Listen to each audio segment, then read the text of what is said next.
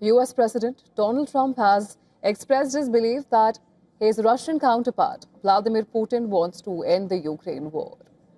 Now, this despite inconclusive talks in Moscow, and Trump's envoy, Steve Witkoff, and son-in-law Jared Kushner huddled into the early hours with Putin, but reached no breakthrough on halting Europe's worst conflict since World War II.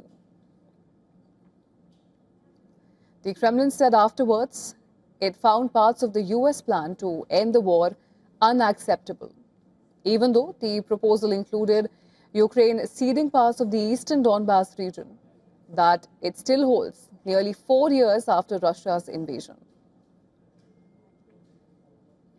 Now, Team Trump prepares for a meeting with Kiev's top negotiator. Two US officials told AFP that Witkoff and Kushner were due to meet Rustem Umerov in Florida on Thursday to follow up on the Kremlin talks.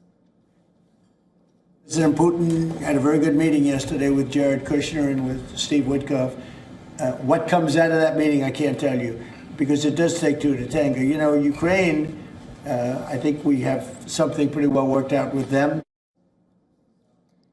NATO Secretary General Mark Rutte again welcomed Trump's effort to reach a peace deal with Russia and reaffirmed the alliance's strong commitment to supporting Ukraine through winter. Speaking after a meeting of NATO foreign ministers, Rutte said that support to Ukraine continues unabated. Ukraine's security is closely linked to our own. Our support must continue unabated to help Ukraine defend itself today and deter tomorrow, for their own sake and for ours. The European Commission has tabled a proposal to use emergency European Union powers to seize frozen Russian assets to fund $105 billion reparation loan for Ukraine, if necessary, overruling Belgium's veto. Putin has accused Kiev's European allies of sabotaging US-led efforts to end the nearly 4-year-long war in Ukraine. He reiterated his long-held position that Russia has no plans to attack Europe. Now, this is a concern that's regularly been voiced by some European countries.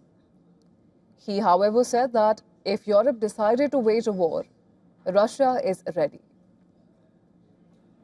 Germany on Wednesday became the first European nation to deploy the Arrow air defense system, built to intercept intermediate-range ballistic missiles, such as Russia's Oreshnik, as it seeks to counter what it sees as a growing threat from Moscow.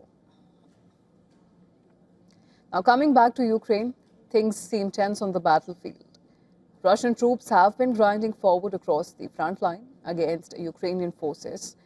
And earlier this week, Moscow claimed to have captured the important stronghold.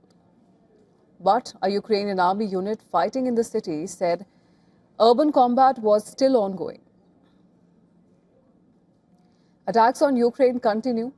Russia hit the eastern city of Sloviansk with 9 aerial bombs in just one day, injuring at least 8 people, of which 2 were children. Emergency crews worked through the night to clear rubble and search for survivors.